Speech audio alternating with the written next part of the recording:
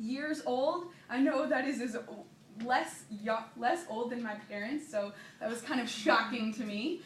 And but every single person, no matter the age, knows and is willing to share the history of their country. I asked a number of questions of any native, the leaders of my group or taxi drivers or people, if a question came up, and everyone was able to answer the question, and not only answer the question, but go beyond by telling me a story or showing me some pictures or adding on with some further history or the reasons behind that. The next way that their nationalism was shown was by their collective piety towards their two founders, Sheikh Zayed and Sheikh Mohammed. So everywhere I went, I saw this set of 3 pictures, and if you guys went there, you would see it too.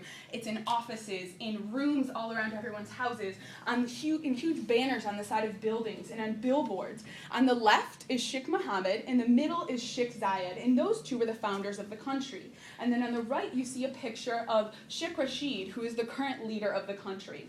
And not only did they visually express their respect towards their leaders and their founders, but they did it verbally too. They continually expressed their gratitude for getting their country to the place that it was now, and how they did that peacefully and respectfully. The next part of the culture that I observed was how intertwined the culture and the religion were. So we have the Arabic culture, and then we have the Muslim religion. Some people say that one or the other, being that intertwined, might oppress some of the people, which is not true at all. So the first thing that you might see is the traditional clothing that people wore. And they wear this clothing out of pride for being an Arab and for being a Muslim and being part of the culture and the religion.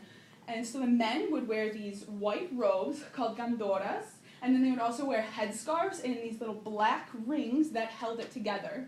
Women would wear abayas, which are black robes, and then they would also wear headscarves that either would show their face or only show their eyes. And that was a bit shocking to me, not having a culture or a religion where I was encouraged to dress so conservatively. But it was really fantastic how involved people were with dressing that way and how prideful they were of their culture.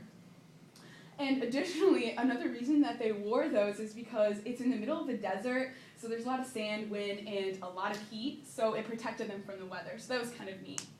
The last thing that I'll touch on are some interesting quirks that I learned throughout, that I observed. The first thing is, so in America, drinking or alcohol is allowed, but in the Muslim culture, it is not.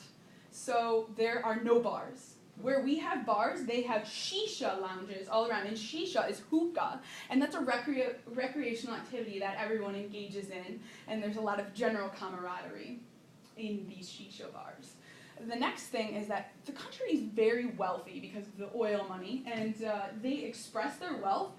One of the main ways is through really nice cars.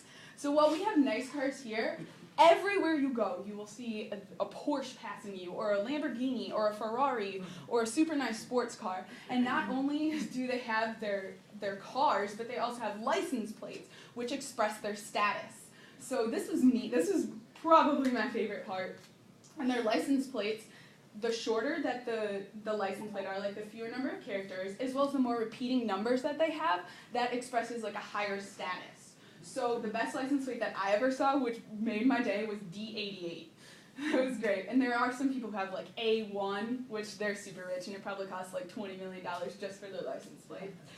So the last kind of interesting quirk was the focus and kind of the pride in this really strong Arabian scent. So women would wear these really strong perfumes. So when they would walk by, there would just be this heavenly vapor that followed them. And they also had incense burning in every single room, in hotel lobbies, in bedrooms, in offices. You would smell this distinct Emirati smell. And that is what I miss the most, I would say. So in conclusion, my hope is to engage and to teach others about the Emirati culture and the people.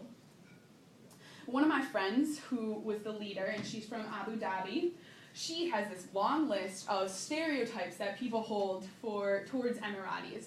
So for example, did you ride your camel to high school? Or did your dad buy you a yacht when you were 16? And while it's really easy to feed these stereotypes and to perpetuate them, I challenge you guys to maybe take a step deeper, to look just past the surface and not necessarily hold these, because what you find can be unexpected and beautiful, and that is exactly what I received from this trip. Thank you.